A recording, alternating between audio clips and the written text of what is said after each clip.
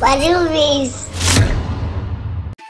Bakunzi b'ikiganiro Warubizi ndabahaye ikaze kandi kaze muri iki gice ca kabiri ca Madame Emelyne na Papa Kazungu.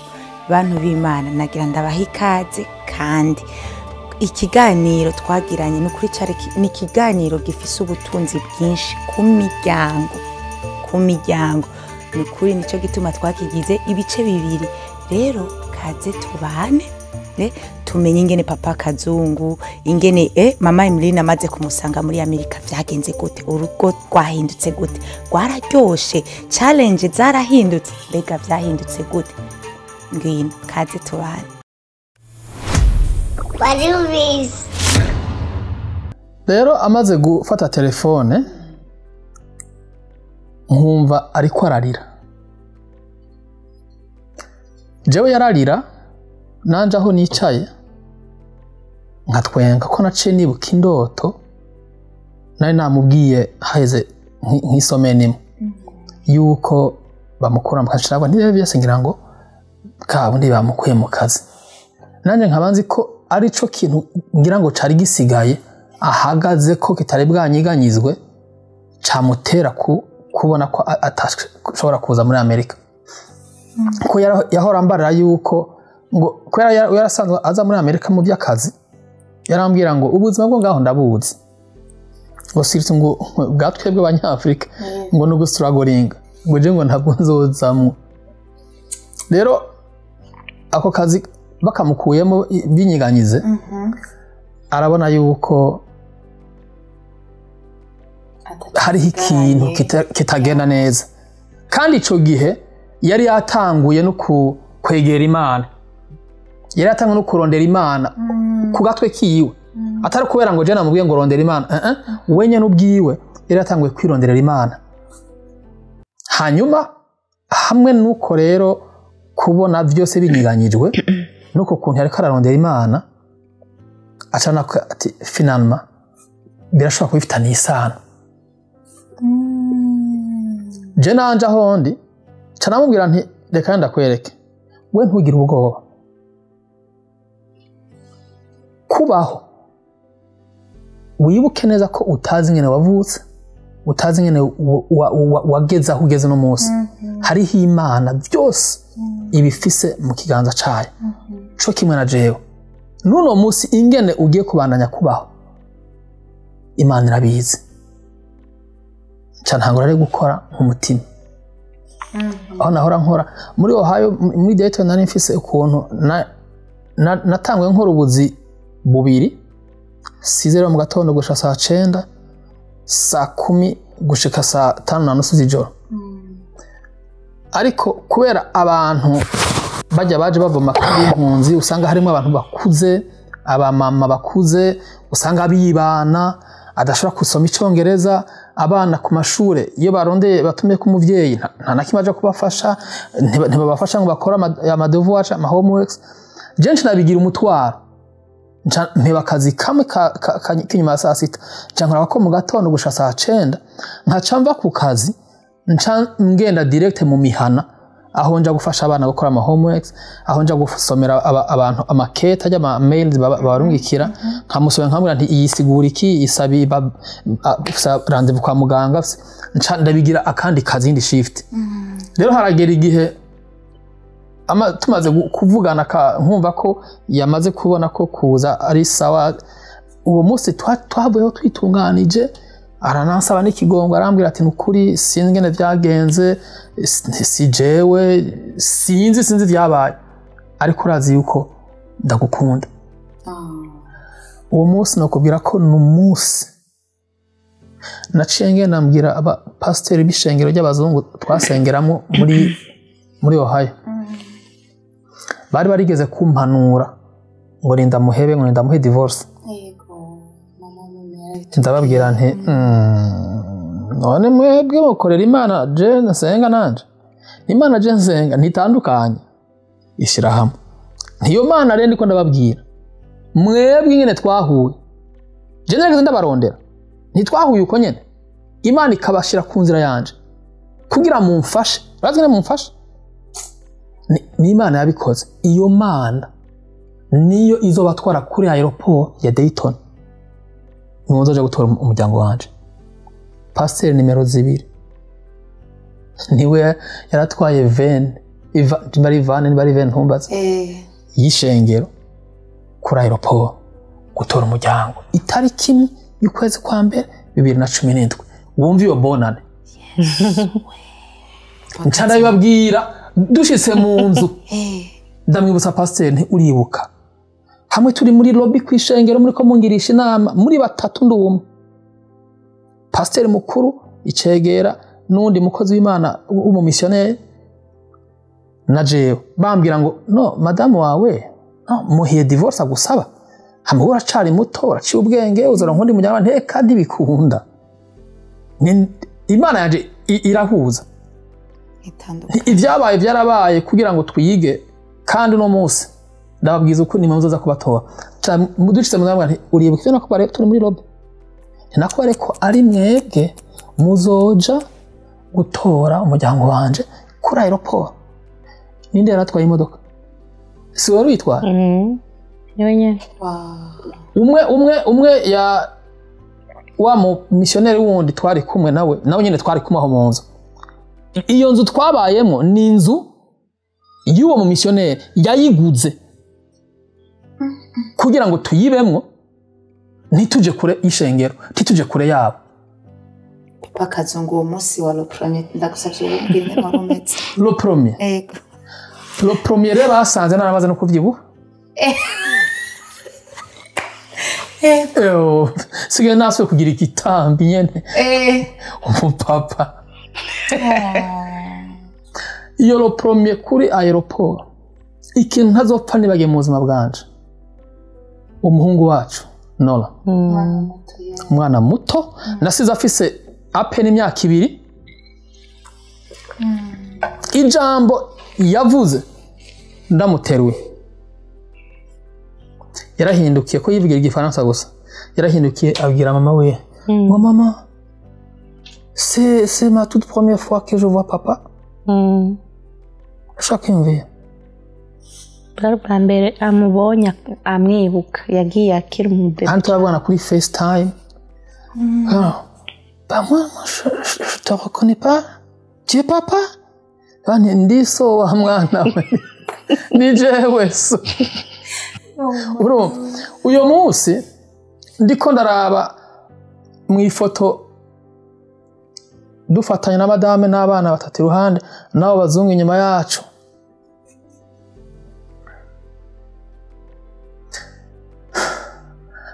Narabwiye Imana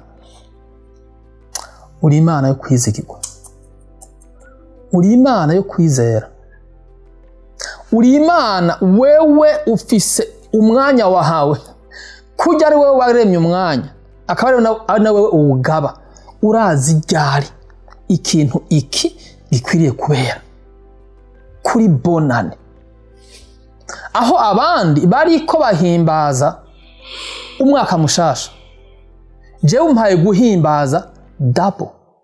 Oh yes. Umpaye guhimbaza umwaka mushasha. Urona ko bikwiriye ko ndawuhimbaza ndi kumwe n'umuryango.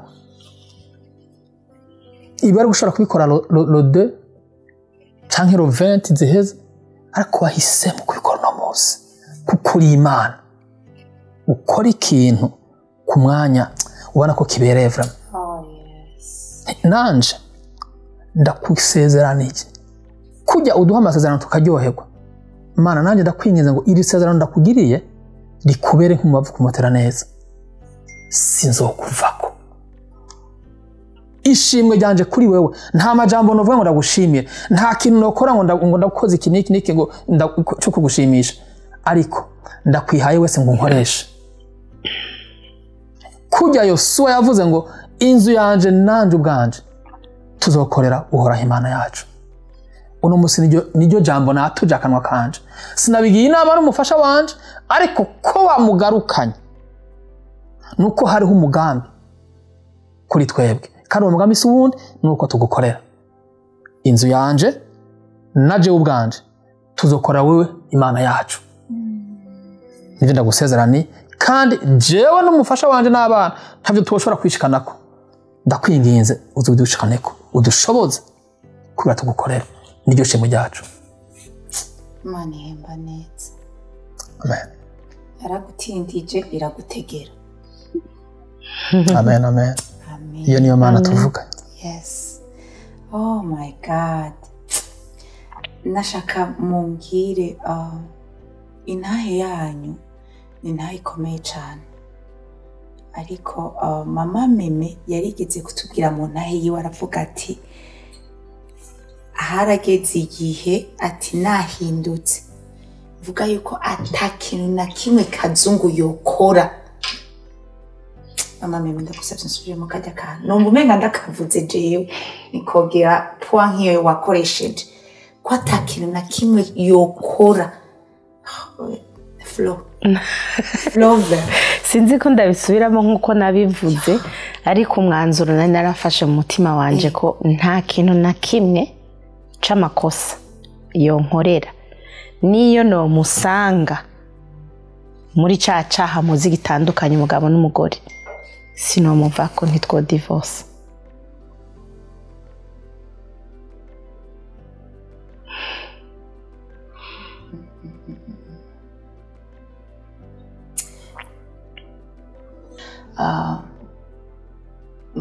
hari urukundo muri ino nzu kandi abantu babazi barazi yuko meme na Kazungu ari abantu bakundana ariko hari abantu bashobora kubibona uko batazi iyo vyavuye kandi si ikintu kiza uko nyene you worked for it kandi eske ni ikintu iyo umaze kugikorera ubandanya ugikorera canke iyo mumaze guhuza ibintu bikagenda neza muce mutekereza mukabirekaho nyene ni gute muguma relation yanyu muri renovela ntituvuge gusa mu bantu bari mu ishengero kuko n'abari hanze ejo barashaka gukizwa bakaza ni gute urugo ruguma ruryoshe sinzi utangura ushaka muri mwege ntango je ku ruhara rw'iwanje nubwo utofatira cyane ku bintu by'abantu bakijijwe bazi ijambo ry'Imana umugabo n'umugabo umugabo aragaba umugabo uhereye no kuri culture yacu umugabo n'umutwe w'urugo niwe aja gukwa niwe azana umugore mu rugo sivyo niwe aprovidinga niwe ashaka icubahiro ashaka umwubahishe ashaka ko urera abana ubigisha ko papa iyo avuze abategetse nubwo ataba yavuze akankama papa avuze no ni no avuze yes ni yes papa niwe musozo w'ibikorwa byose bikorerwa mu nzu icyo atemeye ntigikorwa icyo yemeye kirakogwa of course ntacyo atwaza umukazo ariko iyo umaze gutahura yuko iyo umuhaye icubahiro ashaka akeneye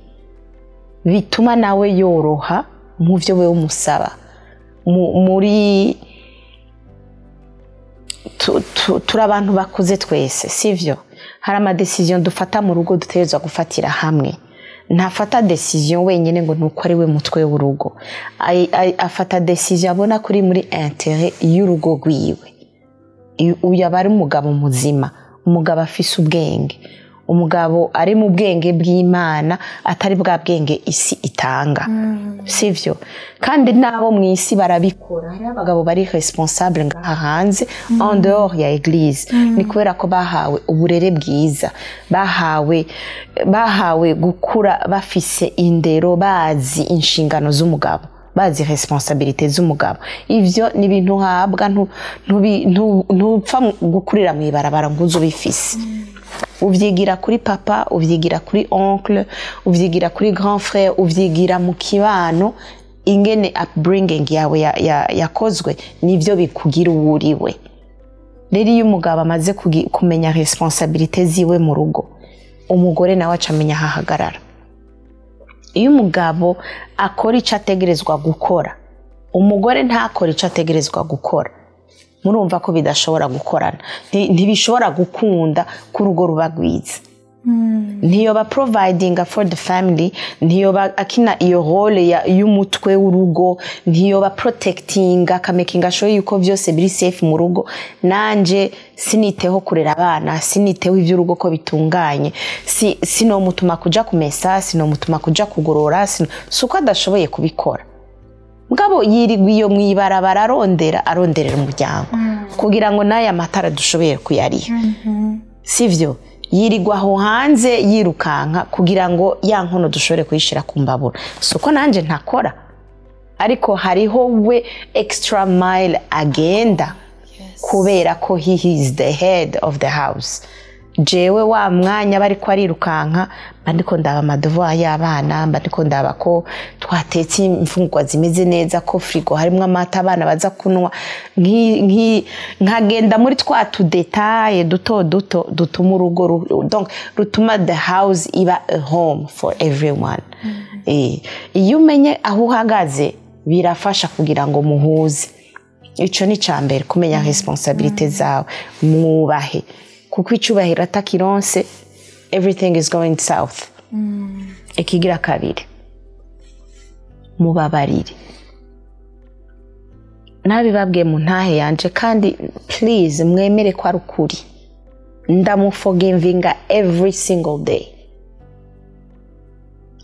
single day mvyuka mu gitondo mvuga I will love my husband, I will respect my husband, I will forgive my husband. Urashaka gisubiramo mu kirundi yego mu gitondo imisi yose mfata decision yuko ntegerezwa kumukunda ntegerezwa kumwubaha ntegerezwa kumuharira n'ibintu bitatu bitegerezwa kugenda bijanye kumukunda urabivuga mu gitondo imisi ndavyibwira muri jewe hajya imbere yuko mvyuka imbere yuko nsenga ndaza gukunda kazungu ndaza kumwubaha kandi ndaza kumuharira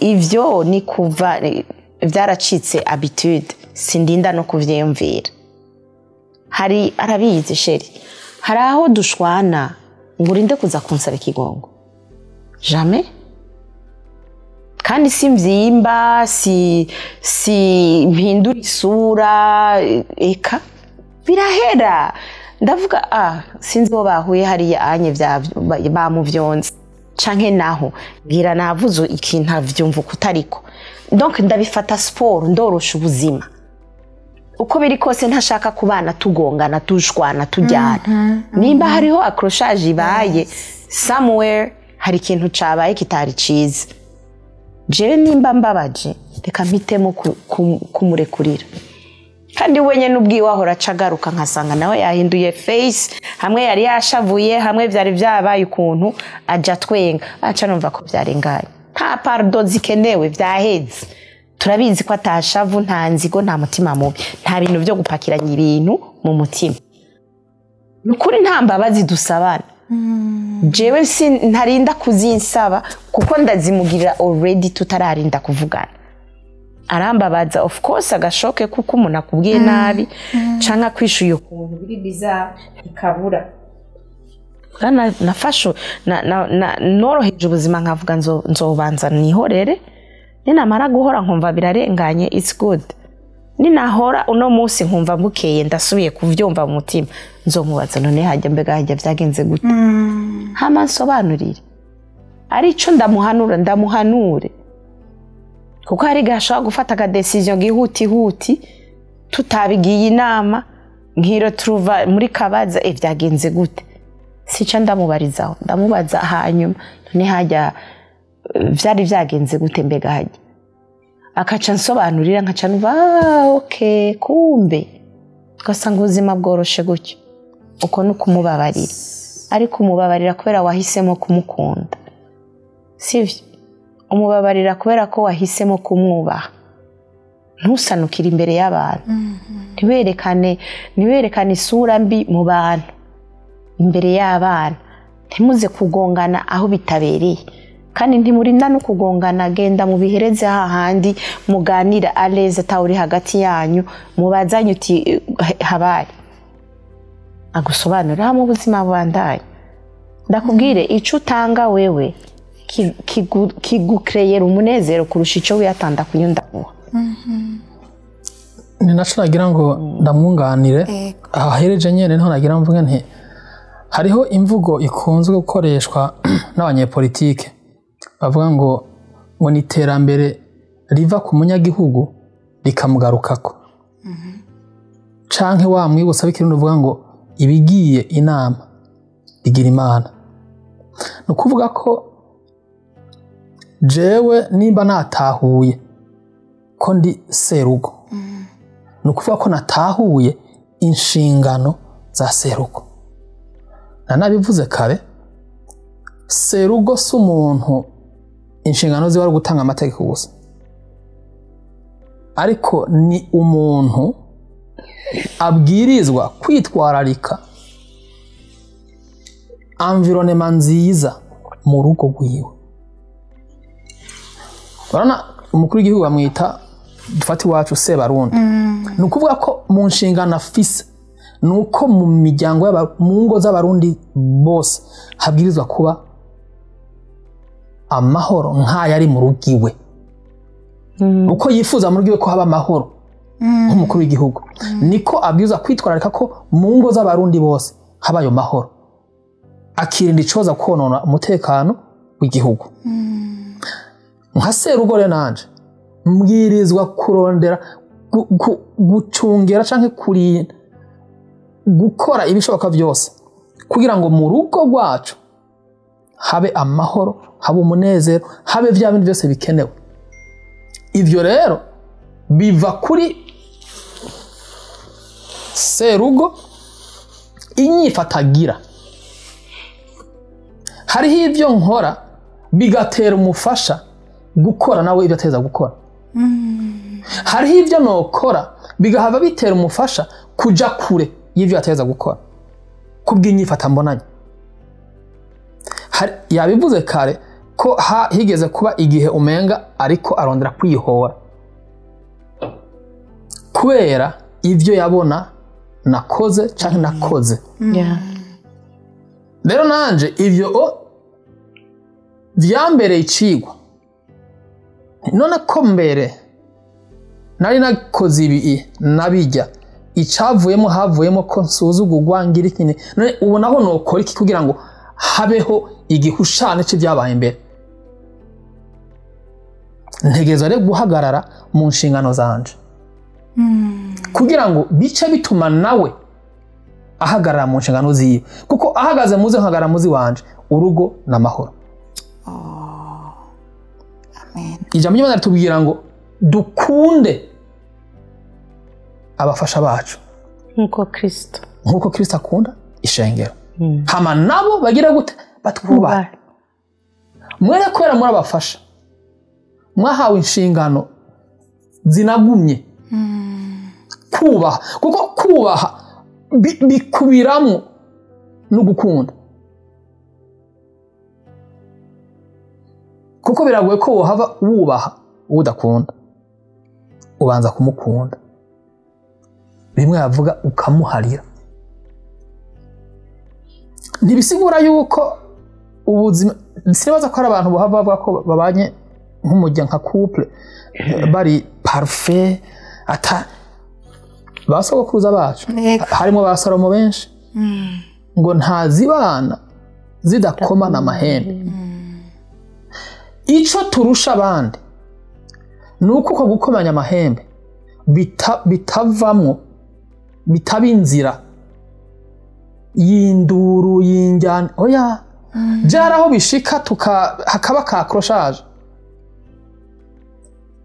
nkabona ko hari ikintu atakiriye neza, nababwiye ko ndirinda kumushavuza,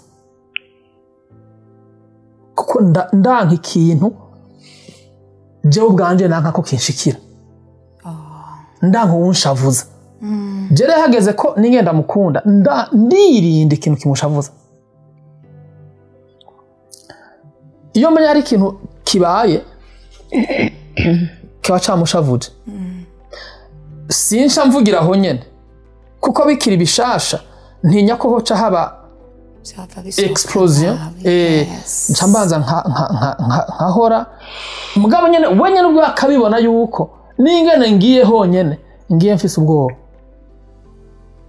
hama ngaca mpengera nko mu yandi masaha nkabona yuko umenga twameze nk'abasura kuvugana kandi umenga byaheze ngaca bariho novuga nti ca kintu nukuri umbabare sinanizi ko biza kumera kunuko je nta kibazo bintera kuva ni Burundi hose arabizi gusabikirwa nta kibazo bintera rero ikintu gikuru gusa nagomba mbwire abariko barakurikirana ikiganiro Warubizi surtout abantu baba papa nukumenya ko kuba serugo ntibisigura gusa ko uri umuntu atanga amategeko gutanga amategeko biri mu nshingano wahawe muga ayo mategeko utanze wowe mbega uyifatamo ngwiki ntiwovuga ngo uco ukora mwe ntiwovuga ikintu ngo uco ukora igihushane cacu iyo utanze amategeko ni uba uwa mbere mu kuyubahiriza ni uba uwa mbere mu kuba akarorero keza muri urwo rugo mu gukora ibisa n'ivyo wavuze n'ivyo wasavye ko bakora kuko ni wahagara neza mu nshingano zawe n'umufasha wawe uzoba umusunikiye guhagarara mu nshingano ziwe uko yabwirizwa kuzihagararamo kandi ivyo nitwabikora gutyo abana bacu bafata cane ivyo batubonako kurusha ivyo batwumvako barakubona barabona papa na mama ingene bameze muhira je ndibuka ko umukobwa wacu mukuru aratubaza ngo je ngo sinibaza atubwira ngo papa mama ngo sinibaza ko hari uwundi muryango bagira ibintu nk'ivyo mwe mugira kuko aragera igihe aha mu nzu ukamenya turiko dukina teatre bimwe twahora dukora tukimenyana birashika tukabikora ngaha kenshi nuko nk'umunsi mwoze ya nuko bitokunda ko muza ngo mwinyegeze na kamera muze musange hajya ndiko ndamufise ku mugongo ndiko ngena nk'intuzenye urabona ingene ca ngenda genda tera imbere kandi aho nkakura uyu nkamudepoza nkaja nkurikiza umukobwa mukuru nkaca nkurikiza wa kabiri nkakurikiza wa gatatu umva je nkumva nkabona ibihe turimo nk'abantu Imana warakoze n'ukuri warakoze rero sinzi ngira bizoba ikindi kiganiro mu nyuma ingene abana nabo kuko abana harageze igihe nk'umwana mukuru siriterambira ati wewe nanizi nguradukunda kumpe ikone byabongo waradutaye uragenda nanjye ndacu ndi bumusigurire aho rero ivyo abivuga kuko yumvanye mama wiwe avuga ko tutazosubira kubonana ariko bamaze kuza umva bamaze imyaka 3 n'amezi 7 babaye ubuzima bari babayemo bari kumwe na mama gusa kugira ari dusubire gushiraho ya relation ya papa n'abana yabaye indi ntambwe ariko no munsi aho bigeze aho Imana igeze ikora ko harageze igihe ngomba kubikora uko je nshaka uko je ndavyumva muga haragera igihe madame arambwira ati uko ko ntugira ubikore ntaco bizofasha ntabwo bizotuma ibintu biba bibikurusha hagati yawe nabo kuko nagomba kubobrija iki ntimugikore iki ntimukigire gute haragera igihe nabo nti bo urero Yamana nasenga kugira ngo muze aho niko nibwira mu mutima Yamana nasenga kugira ngo muze ntirahinduka namwebwe ivyo ndiko mvuga nti muhindure mureke ibi mugire bijya gira nsubira nje ku mavi ngire Yamana abariyo izayo nyene ubwayo ibihindurire je ntanakimwe nashobora gukora je nshobora guhindura umuntu ivyo mpora mbwira ahubwo ncengira ko ntera nakamo nabitwa abakozi b'Imana twame twibuka hariho abahora bakoresha imvugo nk'ukumenga nibo bagira bakora ikintu kanaka aba ngo ngo abashaka guhinduka ngo nimuze ngaho imbere ngo tubasengere kijya ni igikorwa ciza cyane ariko kijya ni intango twigisha abantu kuja kurondera kugira ubusabane bo n'Imana ata intermediate ko intermediate yaravuyeho Kristo mwibwirire niwe uzi kuko ndashaka kuguhamagara ukaza hajya imbere ukaza bitavuye mu mutima wawe kuko ari abandi ukurikiye kuko ubona abantu reka nanje ngende babone ko nagiye ariko wewe niwigishwa icarico gusabana na Kristo niwigisha umuntu kumenya ko Imana ariyo ihindura vyose umuntu azokirondera iyo Mana ku giti ciyo ayereke bya bindi vyose nibishaka gufata n'amezi ukibuka no musi kimwe je ukibuka fata karne uvyandike wibuka uti iki kintu je ndakeneye ko Imana ifasha kuvana naco ejo wibuka ikindi ucandike gutyo hanyuma igihe ubona ati ivyo byose nibi hama icanyuma gice kiba ivyo ntibuka ucu ufata umwanya rero kimwe kwacu uti Mana iki kintu ndakeneye ko wature n'akanwa kawe mbwa bigeze mu kivunga hariha kubera agakiza tutaba dufise tugafise ku rugero rungana hariho abaca bagenda uko bakibaza ngo byose byaheze ariko hariho n'abandi babazi yuko aje hajya mugabo abandanya arondera uhoraho Imana kugira ngo amufashe amuhindure kuko nta muntu ashaka guhindura uwundi ni mpemu w'Imana ni wahindura umuntu yarabikoze arabahe uno munsi n'abana twishimiye n'abana tubwira Imana ati Mana warakoze kuvyo ukora kuvyo bana yagukora amen uvuze ukoze ku kantu k'abana ce antuka nagira mbwire abantu bakurikirana ikiganiro Warubizi hariho video iri kirasikira cyane y'umujene nakoresheje ikiganiro yitwa Ira aba nibo bavyeyi biwe murabona yuko iyo gwaniye ikintu iyo usenge ikintu Imana nukuririshura kandi Ira ni imbuto nziza nukuri numwana w'akarorero si kubera irya video gusa hari abantu bibaza ngo ni kubera irya video no numwana w'akarorero umukobwa pe akunda Imana kandi ayikorera ndabereke ingene Imana ihambaye from intahe ya meme ya Emelyne yara maze kumva intahe nyinshi abantu bashingira intahe kubera intahe ya meme ariko ejo bundi nta n'isome niheze twakiriye muri timu Warubizi intahe y'umuntu ijya ntahe ya kijiji ararenza akaratubwira ati jewe mu buzima sinari nzi ko nokiriye kuri YouTube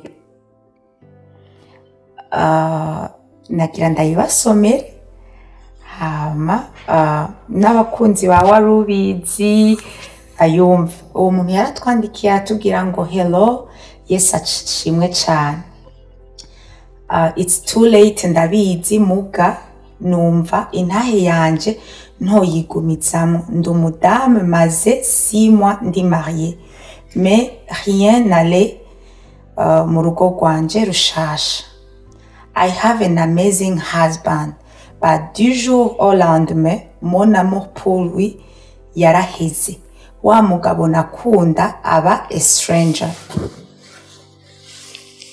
kumubwira ko ndamukunda biba challenge ahubwo chaque jour je voyais ses défauts ku buryo chaque matin yanyandikira koma tutakiri kumwe nkumva so message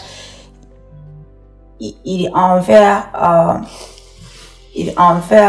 alors que lui il me parlait avec amour et bienveillance haheze 1 mois à chaque fois dupfuye akantu namubwira divorce yibajije ko ari bimwe vy'ishavu mugabo I felt really ready yuko two divorce and umwaka mushasha utanguye j'ai pris des résolutions ndavuga nti il faut ko negera Imana cyane nk'uko Bibiliya ibivuga muri Psalm 37:4. Nari maze 5 jours ndi mu gitanda sans parler, ntafise n'inguvu zo guteka. Il y a des jours, j'ai découvert votre émission, donc kiganiro Warubizi. C'était la première fois. Numvirije émission il y a 2 heures. Nkayimara. J'ai été choquée et je suis tombée sur l'émission ya Madame Emelyne. My God, sinari nzi ko norira kuri YouTube. Mugabo, cette femme vient de sauver mon mariage et ma vie. Kuko navuze nti ninahukana igikurikira nukwiyahura. Imana ibahezagire cyane, sinzi ko no bashimira Madame Emelyne. Yesu aguhezagire, uba aguhezagire, abandanye ahezagire urugo rwawe, ubandanye ufasha n'abandi benshi, ukiza ingo nyinshi nk'uko you just saved mine. Amen. Thank you and have a blessed Sunday. Amen. Umunsi mbonene nahe je personally na team ya Warubizi nukuri dora twakira intahe nyinshi, ariko ino ntahe yarankoza ahantu. Nukuri nta kintu kiryoshe nko kwakira iyo dukoze ibiganiro tukabona feedback. Nico kintu nukuri biradutera ingufu. Kandi nagira nshimire n'umuntu yanditse ino message ntawe tuzi, ariko Imana imuhezagire, kandi ndasabye ngo Imana ibandanye igikorwa yatangije cyo kurestora umuryango wiwe. Ariko nagira ndabagarukeko, ubu unye ntimukiri babandi, muri abantu babaraba nk'icitegererezo. Imana yarabakuye muri vya bindi, ubu muri abandi muravyumvitse ino ntahe. Ubu murahamagagwa, tumaze imisi tubibona. Uyu muryango abantu barabahamagara, basigaye bakansolinga ingo. Mama memengera ndaguhereko, ndagusavye umbwire umunsi ubona iyi message, umbwire kuko Imana ubu yaragwaye ministère. Nashaka umbwire ko ingene Imana ubu yaragwaye umuhamagaro umushasha. Tell me about it. Ibintu by'Imana biratangaje. Ndibuka kera cyane vraiment harace nk'imyaka hafi imyaka 10. Ico gihe actually twari muri zuguru na Elvis, turi mu bibazo byinshi tutumvikana. Niyo periode nyine yari ko aravuga, we yari ku mavi asenga ngo Imana iturestore. Hari umuntu yansenge yarambwira ngo jewe ngo nzokubaka ingo nyinshi. Nzokubaka ingo nyinshi nubwo wanje runaniye. Gute nzokubaka ingo nyinshi? Kumbe sinarinzi ko hariho ukuntu Imana ibifise umugambi ku buzima bwawe, hari ivyikureka ngo ucemwo kugira ngo bikuzane kubaka abandi. Nukuri nta wifuza kubaho afise urugo rubi, nta wifuza kubaho ashwana n'umugabo uko bukeye uko bwije, nta wifuza kubaho atamahoro afise mu rugo rwiwe. Iryo jambo bampanuriye nagiye kugibuka naratevye cyane ndabirimwo. Ntaho twigeze wewe nanje tuvugana ngo urumva ngo turabipanze dukore Warubizi uze gushinga intahe kugira ngo havemwo. Oya, ntavyo twigeze dupanga, n'umugambi w'Imana. Naje numva muntumira ngo wivuga uriwe, uvuge church yawe. Amajambo yose yamvuye mu kanwa sinzi abona, ariko ndabwira baribo. Numvise gusa nimba hariho umuntu byofasha, nimba hariho umuntu byorema umutima, nimba hariho wo kumva ko ivyo naciyemo Imana apana jewe, apana inguvu zanje, Imana yabinkuyemwo ikarestora urukundo. Mbega urazi urukundo rwapfuye ko ata kintu na kimwe kindi cyo rugarukana atari Imana. Ukumva umuntu wahora uzinukwa, muribuka ko navuze ko nari nararahiye ko atazosubira kumbona ubwambure bwanje kandi ndi umugore wiwe. None iyo ugeze kuri degré yo kuvuga ngo ntazosubira, wumva basigaye iki? Ariko rabo no musi twubatse urugo rwiza, kandi atari uko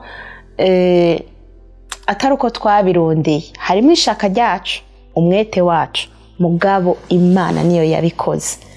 Nimba rero Imana yampaye iyo ministere yo kubaka ingo, ivyo naciyemo byose nabiciyemo kubw'iyo mpamvu. Imana ntiza ngo ikubwire ngo uzokora ibi nibi nibi ntigucishe mu ishuri ryavyo, none woronka diploma gute utize? Oh yes. Ego birababaza, biragoye, inzira ibishe kubamwo, ariko iyo umaze gutahura ko Imana yashatse kugukoresha uremera ugakora. It was very hard, kandi iyo kumbura iyo ndabimenya nkanavyibuka ko Imana yabimbwiye kera yabisezeranye, kumbure hari inzira byari gufata ntiyari kuba ndende nkuko byagenze, sindabizi. Nta ma hypothèse n'amateze menshi nshaka kugira, ariko uko biri kose Imana ko yashimye kubincishamwe. Hari izindi ntahe zigoye cyane ziremereye cyane kurusha iziwanje na Kazungu, sivyo? Hari abaciye mu bintu bikomeye cyane kurusha ivyacu, nabo nyene bafise ministère yabo. Twebwe ko Imana yashimye kubikora gutya, ntihabwa icubahiro. Ndashima Imana cyane ku ma feedback yose yabaye, kuko sinavyiyimagina na gatoya ko vyogira impact nk'iyo vyagize. Naho yoba umuntu umwe, ministère simpaka bibe ibintu biri wide canke ngo bishike kure cyane. Ministère urashaka kuyikorera ku mugenzi wawe yacitse intege, ministère urashaka kuyikorera kuri wa undi musengera hamwe yadendebukiwe, ibintu vyagandanye bitariko biragenda uko yari yifuza ko bigenda, ukamubwira uti je ahantu narahaciye, woshaka bonyemerera tugasenga. Imana ntakiyinanira. Aha hantu yarahankuye cagiye byari bimeze ukunuku, umubera intahe, umwongeremwo intege, umusubizemwo ivyizigiro. Ico nico gakiza. Amen. Papa Kazungu urasicongerako ku ntahe umaze kubona ubwa mbere wari uje kuri Warubizi. Je personally hari abantu banyandike bambwira ati Papa Kazungu turamutse koko yarahindutse, no ku ntahe umaze imisi ubona Imana yarakwaye ministere nawe turababona ku mazumu mwigisha. Eske hari ico ufise uvuga ko? Ico mfise mvuga nuko nkuko madame yabivuze, Imana irema umuntu ifise umugambi kuri uwo muntu. Iyo rero uyikundiye ukaba muri uwo mugambi ukitaba umuhamagaro, twe twaragiriwe ubuntu, kuko ibibazo ducamwo kenshi Imana irareka Satani akatugerageza, mugabo kubera izi ko tuvyihanganira ikatugarukana muri wa muhamagaro wacu. Mugabo Satani abarondera kubakura muri uwo muhamagaro, abarondera kugira ngo ntimushike muri uwo muhamagaro, kuko Satani arabona ati uyu muhamagaro bakawinjiramo bazontwara abantu benshi, bazosubiza ku rutonde abona namaze konona ivyabo. Rero Imana iragahezagirwa. Amen. Yoyo yaturindiye muri uko kugeragezwa. Urabona ko na Yobu ntaca yari yakoze, yarabibayemo, ariko bijya bibayemo kugira ngo uno munsi twebwe tuvyigiremo. Ntubona kandi kose kagushikiye guca ubona ko ijuru n'isi bigukorokeye ko, uca ubona ko Imana yaguhevye. Oya, none Imana ntiyavuganye na Satani kubyerekeye Yobu. Si ibintu byaje ngo biguye kuri Yobu giturumba, keka Imana yari ibizi ati ntukore ku bugingo bwe gusa, ibisigaye ndamuzi, ni umuntu wanje, ibisigaye byose nibisanzwe kuri we, ararekura kandi ntamvako. Natwe nico kimwe. Yes. Yari yize ati ujya ugeze aha gusa, ibisigaye ndazi ko avyihanganira. Ujya nawe geza aha, ibisigaye aravyihanganira. Mu nyuma twarabibayemo nkuko yabivuze. Imana ihabwa icubahiro, turaronka, turasohoka ishure, turaronka urupapuro rw'umutsindo. aha turyamanye impamyabushobozi aha turaryamanye ndagutera inkuru turaryamanye diplome neza cyane ari naco gituma nagomba nce ngira ko mbwira abariko baradukurikirana kuri Warubizi nimba ubona yuko hariho ico noshobora kugufasha mu byo uriko urabamo nimba ubona ko twebwe twese n'umufasha nimba uri pasteur mwishengero ryabona ko hariho abantu bakeneye gufashwa muri ubu buryo turahari kandi si no mu buryo bwa Zoom gusa no mu buryo physical kuduhamagara ati nimuze muri Washington nimuze muri sinza hariho nibaza ko hariho ana Bibiliya tubwira ko hariho Toma yemera yiboneye hariho abafashwa cyane iyo ariko babwirwa n'umuntu babona gutya live in person hariho nabandi naho bari kuri Zoom atakibazo abo rero bavuga bati tubakeneye live turahari sivyo ndakubacije amahoro ngo abantu bagenda n'abataraganye ko binyemereye mwabyumvise mudukeneye turahari kuko numva ntababesha numva iki ari igikorwa nivuga butumwa irirengeye kuvuga ubutumwa yes Imana bahezagiye amen ariko sinawetse ikiganiro uko shaka ndabahaye iminota 3 sinzi ico mubwirana ariko ndashaka muhindukirane murabane nukuri ntavyanze byo mubwirana ariko akajambo wumva ufise mu mutima kabwire papa kazungu nawe ubwire mama mimi neza cyane abanza utangure asha ndabikora bon je nagomba mbere ya byose nagomba kubanza kugushimira ku rukundo unyereka ukatwereka n'abana nk'umuryango n'urukundo rwubaka umutima wanje ariko ruriko rubera n'akarorero keza abana twavyaye kuko ngo abana bafata cyane ibyo babona kuruta ibyo bumva rero aho ndagushimiye cyane uvyumve ko ndagushimiye iki ndagushimira ningene wemeye umuhamagara kuko umuntu arashobora gusenga bana ko na Farawo ibyago 10 kuko yakomantaje umutima ariko we ntiwahisemo gukomantaza umutima waremeye umuhamagaro uko kwemera umuhamagaro bica bikiza umutima wanje ibyo nkuko nawe nzabikubarira nzogukunda ubuzima bwanje bwose nta kintu na kimwe gishobora kudutandukanya urukundo nagukunda tukimenyana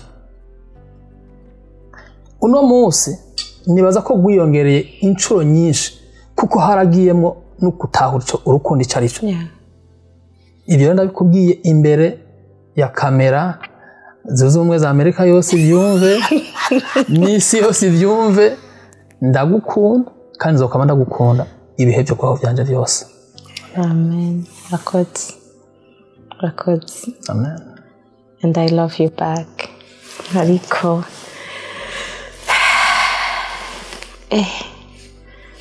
birakaze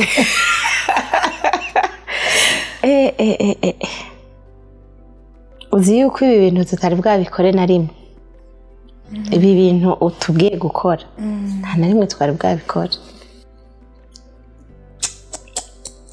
nukuri sheri wanje urabizi ko ndagukunda kandi nawe ukunze kuva kera urabizi iyo bitaba ari byo wari kubibona sibyo tuba tukiri kumwe Imana yarabikoze iduha urukundo rwo gukundana gukuri, urukundo rwarengeye ivyo twaciyemwo naho satani yari yaje kuvyiteramo ngo avyonone. Je ndacakuraba iyo uri mu bantu wakubise kwa gakoti n'agashati kagoroye neza nkavuga type ribogare. Urashaka kwibaza imyaka tumaranye, it's going to be 21 years turi kumwe, ariko uko yambera mwiza nkimubona nubu aracambera mwiza, uko yantwenza tukimenyana uracantwenza nibagiye ko ndikumbwira wewe. uko wandyohera ikiganiro cawe, kompanyi yawe, ukuntu ukunda abantu, wankuye mu buzima bwo kumva ko nshaka kuba solitaire ntangura kuba open ku bantu. Urabizi ngene twahora dushwana iyo uzanye abashitsi tutabiteguye. Uno munsi baza kuva ku wa mbere gushika ku wundi wa mbere, it's all good, kubera ko it's just umunezero kuba twakira abashitsi dukundana tuvyumvikana kandi biryoshe. Iyo ukunda umuntu ibintu byose biroroha, iyo ukunda umuntu ibintu byose biraryoha. Rero warakoze kunkunda, warakoze kunyihanganira ico gihe cyose vyari bigumye, ndazi ko vyagumye cyane kurusha uko wewe vyagumye ivy'iwanje. Warakoze kunsengera ukuri, nta gift izozirusa iruta ko wansengeye ukemera umubiri wawe ukababara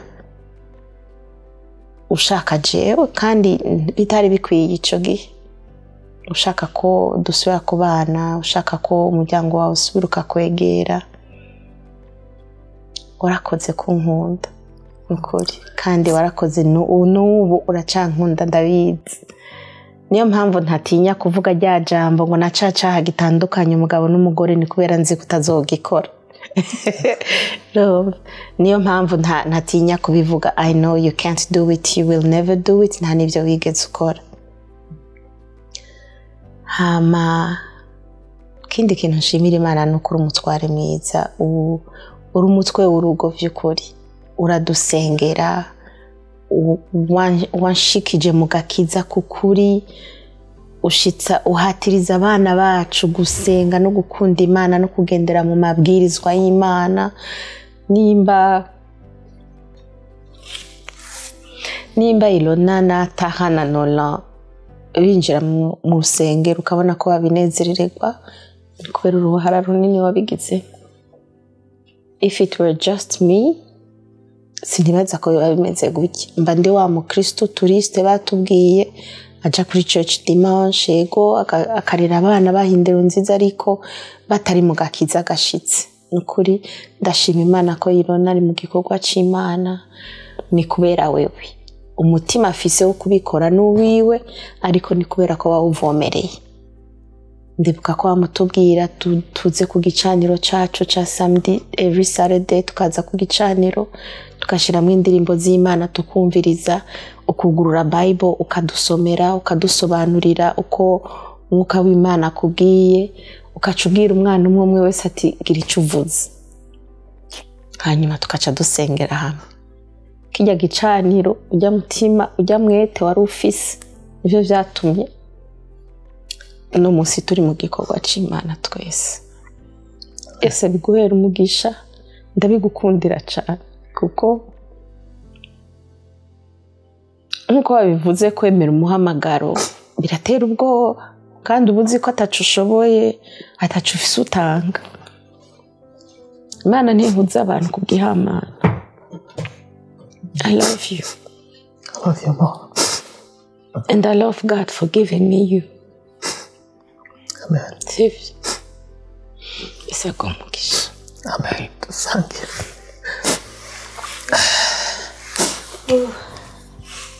Oh my God. Nagira mfata uno mwanya ndabashimire. Kuri jewe ndabakunda. Sindabibabwiye kubera turi kuri kamera za Warubizi, ndazi ko naba ndabibabwiye, n'ukuri muri umuryango mwiza, kandi umuntu wese yokunda ubazi yobakunda n'ukuri. Ndabashimiye ingene mwatwakiriye neza, n'ukuri Imana ibahezagire kandi Imana ibashigikire mu muhamagaro wanyu, mubandanye muba itara ryaka ku mahanga. Amen. Murakoze cyane. Amen. Murakoze namwe. Mwakoze kutugendera. Imana ibahezagire. Amen. Bakunzi b'ikiganiro Warubizi, mbega ikiganiro nukuri ndashima Imana ku bintu iriko irakora biciye mu ntahe z'abantu. Nagira afata akaryo nshimire abatumire banje vraiment.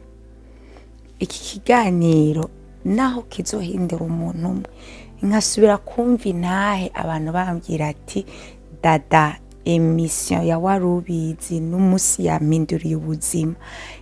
Nagira mwumvise ko hari umuntu yagira yiyahure, ati nagira divorce hama mpejeje cyari gukurikira no kwiyahura. Nukuri nta kindi dukorera emission ya Warubizi, dushaka intahe, dushaka abantu bahinduka, dushaka abantu bakunda Imana, kuko urufatiro ni Kristo. Nukuri nico hanini papa Kazungu na mama Emelyne bahagazeko, niho urugo rwagiye guhinduka rurabagwiza. Kubera iki? Hariho umwe yafashe Kristo aramugumbira aramwumako. Rero Imana ibahezagire abantu bose bakurikiye kino kiganiro, abazogikurikirana, kuko ubu unye naratahuye yuko hariho n'abantu bakurikirana emission imaze amezi 5 ariko still ikabafasha.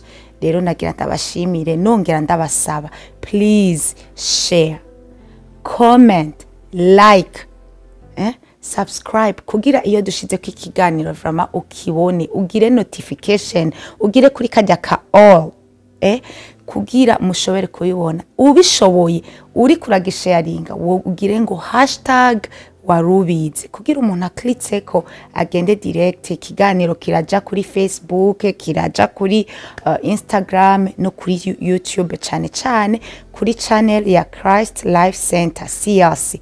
Rero ndabahaye ikaze, mugende murabe ikiganiro. Ndabashimiye abazokiraba kiraba haheze amezi n'amezi. Nongera nshimira abantu bose dukorana. Mwarabonye yuko ino ntahe twari twagiye, twarafashe urugendo, si hafi ahantu baba. Nukuri nshimira time ya Warubizi, ndabakunda n'umutima wanje wose, abantu bose basupportinga Warubizi family. Nukuri Imana ibahezagire cyane. Abantu bari behind the cameras n'abantu nkunda kandi nubaha. Imana ibahezagire rero. Abantu badukora no ma video ni Leani Media, please mubarondere, nabizigigwa bakora amashusho meza, ama video yabo ari ni meza cyane. Please check on them. Ababashaka abifuza yuko bakorera ama video, hari nimero iri ngaha hasi. Nukuri baturondere, muzobaronka kandi muzoronka ibikorwa byiza. Rero je nateguye kino kiganiro nitwa Darlene Irakoze. Abanda baseze, Imana ibahezagire. Warubizi.